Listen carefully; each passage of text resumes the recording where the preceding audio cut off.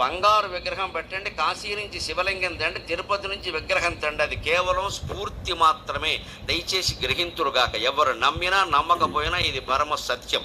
మహిమలు విగ్రహాల్లో ఉండవు, మన మనస్సులో ఉంటాయి. నువ్వు భక్తితో ప్రార్థిస్తే రాయి కూడా రాముడవుతుంది. నీ దగ్గర భక్తి లేనప్పుడు రాముడు కూడా రాయే, ఏం ఉపయోగం లేదు.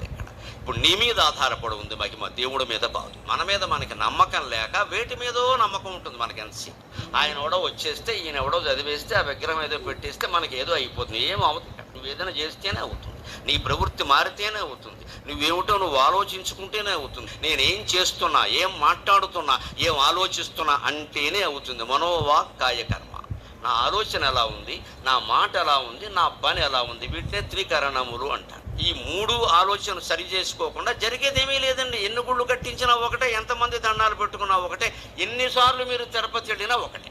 దేవుడి విగ్రహం, మీరు బంగారు విగ్రహం పెట్టండి, కాశీ నుంచి శివలింగం తండి, తిరుపతి నుంచి విగ్రహం తండి, అది కేవలం స్ఫూర్తి మాత్రమే.